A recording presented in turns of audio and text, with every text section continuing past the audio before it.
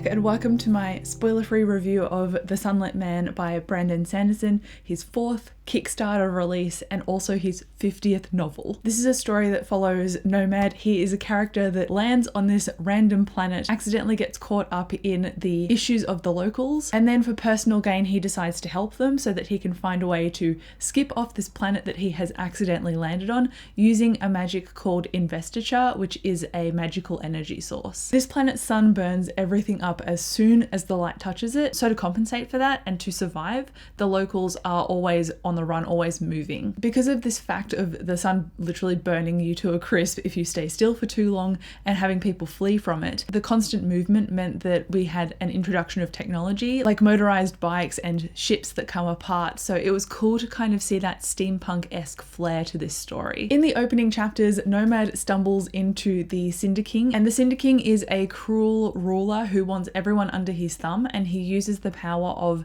the Sun Hearts and investiture, that magical energy source, in order to maintain his power and control over the people. The investiture, so the power, Nomad realizes that it differs from the investiture that he is accustomed to. And to make a Sun Heart, which is the power on this particular planet, the Cinder King leaves people, or his victims basically, out in the sun, and the sun burns them up and leaves behind what is called a Sun Heart that he harvests and then uses for his own power and control. And these Sun Hearts are effectively someone's soul, and they are invested with the magic of someone's soul, so that's how he uses power. Now, with all that talk of the magic system and investiture and Sun Hearts, I would recommend not treating this book as a standalone because it had a lot of knowledge that was based in the Stormlight Archive world and a little bit in the Mistborn world as well, because this is a Cosmere book and the Cosmere relates to Brandon Sanderson's other stories, Elantris, Warbreaker, Mistborn and Stormlight to name the main ones. So if you read this treating it like a standalone and don't treat it as connected to his other books, you will be spoiled for the Stormlight Archive. And there is leveraging on this magic system, so while it is uniquely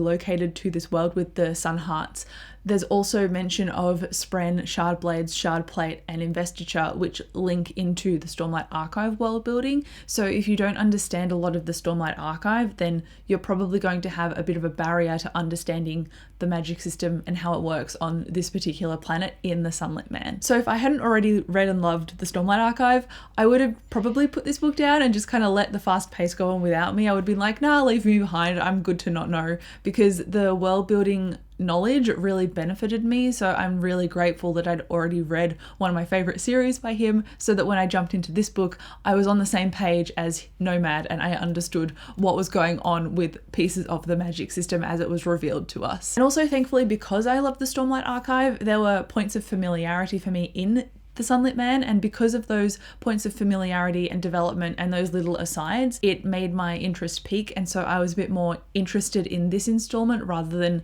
the other Kickstarters that I've read by Sanderson. This was my favourite installment by him so far. The pacing was quick. Like I said, this moved very fast. It felt like movement and events were constant, like literal movement where the characters were trying to survive to, and also mentally and internally with Nomad and his character arc and development too. Because of this threat to survival and the overarching world building playing a part in the plot as well, it felt like there were stronger side characters in this than in the other Kickstarter books. And even though this did leverage the world building in Stormlight, it still kind of does stand on its own as well. It held its own because there was analysis of the world building, there was consequences to using it, there was interaction with it, and there was also development of it as well. So because it was contained and developed, I had a respect for it and I was also intrigued by it. However, while it did lay everything out about this magic system and the plot, I still had a lot of questions, so it kind of just didn't solve all of them. It raised more questions than answers when it came to Nomad's magic, and it explained why he was running from the Night Brigade, which is a Cosmere faction that track people down. But while they were interspersed in the story and Nomad would explain bits and pieces, I didn't feel like it latched on to that enough and gave enough of an explanation. I wanted to know a lot more about what was going on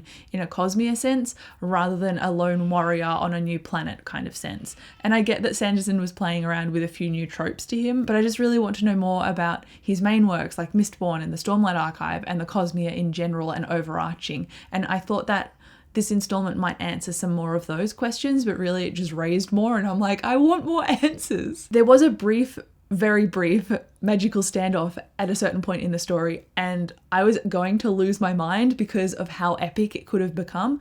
But again, it was very short-lived, and because it was so short-lived, I was like, oh dude, come on, we've built up to so much across Stormlight and Mistborn. I thought something like this would be a little bit more teased out, but it was quite fleeting, which was a bit disappointing. And ironically, that's kind of how I felt about the whole of The Sunlit Man, that it kind of gave me a taste, but it was a bit fleeting. And overall, when I read the end note from Sanderson saying that it was his 50th novel, which is incredible, but also this book was written for his Cosmere fans, whereas his other books, at least in the Kickstarter sense, were written more for himself and his wife. It really comes through that this was a Cosmere installment for the fans. You can really see how the love of the Cosmere and his fans shines through in this installment, and it was lovely to read about the different asides and the different world building pieces we got our hands on. And Nomad's past and interactions are honestly why I stuck to this and finished it in the end. Comparing this book to his other Kickstarters, I like the lone warrior trope a lot more than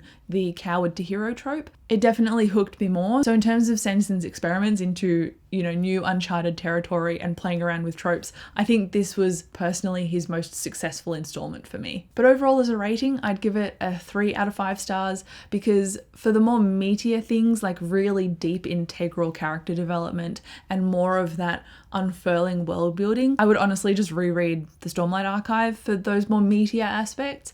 To be fair, the characters, not only Nomad but a few of the side characters, had their own story arcs in there, but I just didn't feel as emotionally connected to and invested in them, ironically invested in them, as I felt with the characters in the Stormlight Archive. And Nomad was no exception. I was emotionally invested in his story, but because we only got those fleeting moments of references to why he was there, why he was on the run, and how he was linked to the Stormlight Archive as a series, it didn't feel as ingrained as I wanted it to, and I really felt that fleeting lone warrior aspect to this story very strongly, and I just wanted a little bit more. I really do have a soft spot for the lone warrior, especially when there is a hero arc in there, and I also just love that scholar to soldier archetype as well for my characters. But that leads me into, would I recommend The Sunlit Man? And at this point, no, not if you are a new reader to Sanderson. I would recommend starting with The Final Empire or The Way of Kings instead, because those are his two key Cosmere series, and they really showcase his writing and his style and tone in a more grounded way, whereas the Kickstarter books feel more like experimental voices that he's working with, just to dabble in different tropes. And I can respect that as a writer and a creative, you want to try new things, but these Kickstarters really just did not work for me. And the only reasons really that I liked The Sunlit Man were the throwbacks to the Cosmere. The tone of his Kickstarters and how experimental they are have honestly just freaked me out a little for the next release in the Stormlight Archive, because that book comes out in December 2024, and it worries me that these books feel a bit muddied when it comes to his tone and his delivery of a story. I really hope that this does not reflect on the impact of the 5th Stormlight book, because I'm nervous. I am really glad that my stint with the Kickstarters is over. So with that all said, this is the end of my review. Let me know if you liked this book and if you found it your favorite of the Kickstarters so far. I would be interested to know, but thank you so much for watching this video. I'll come and chat with you down below in the comments, and I'll see you in my next video. Bye.